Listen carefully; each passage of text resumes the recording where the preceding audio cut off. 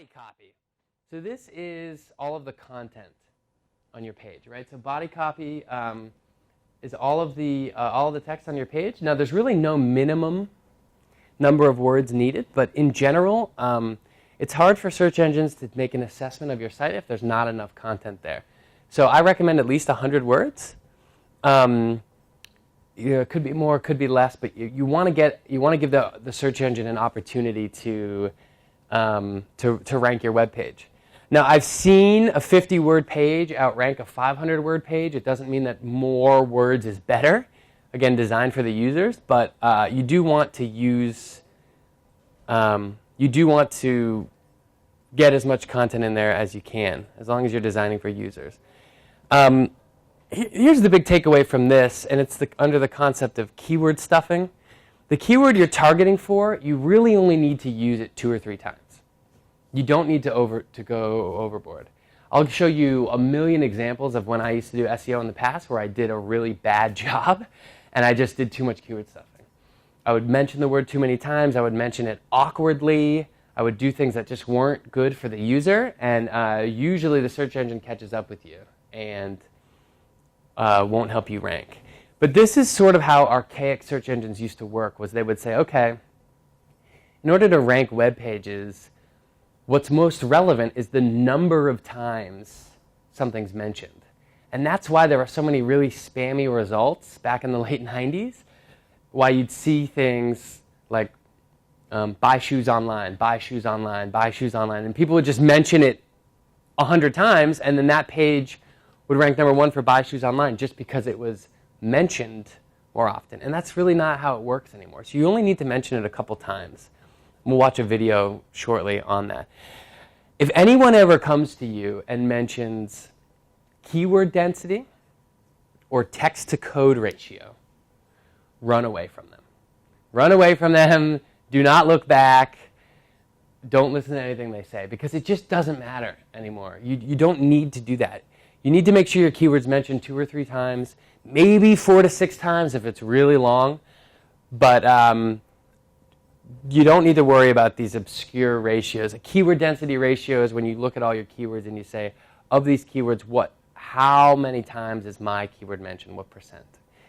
Text-to-code ratio is another ratio which looks at all the source code of your site and says, of all the code, what percentage is text and what is code? Don't worry about these things. It's really not that big a deal.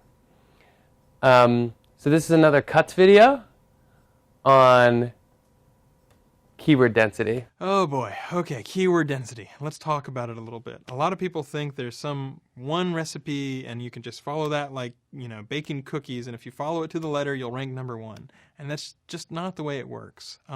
So if you think that you can just say, okay, I'm going to have 14.5% keyword density or 7% or 77%, and that will mean I'll rank number 1, that's really not the case. That's not the way that search engine rankings work.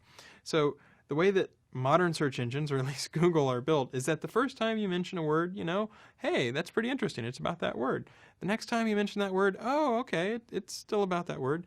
And once you start to mention it a whole lot, it really doesn't help that much more. There's diminishing returns. It's just an incremental benefit, but it's really not that large. And then what you'll find is if you continue to repeat stuff over and over again, then you're in danger of getting into keyword stuffing or gibberish and those kinds of things. So the first 1 or 2 times you mention a word, then that might help with your ranking, absolutely.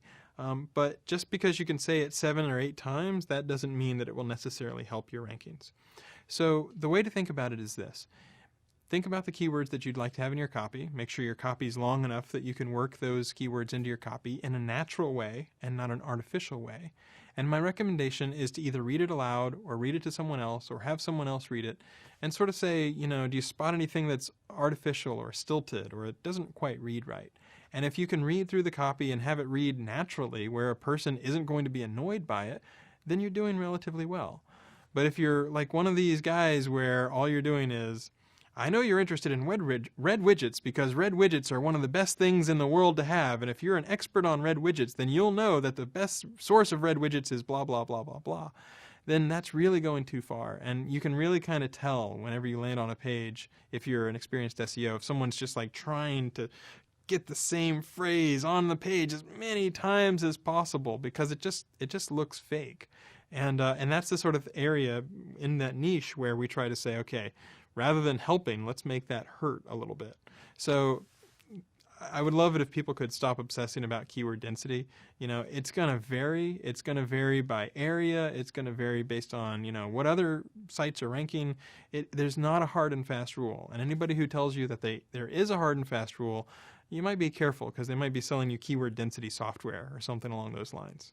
So I hope that helps. Maybe we can dispel that misconception and people realize not to worry that much about it. Just make sure you have the words that you want to have on the page. Make sure that they read naturally, and you should be in pretty good shape.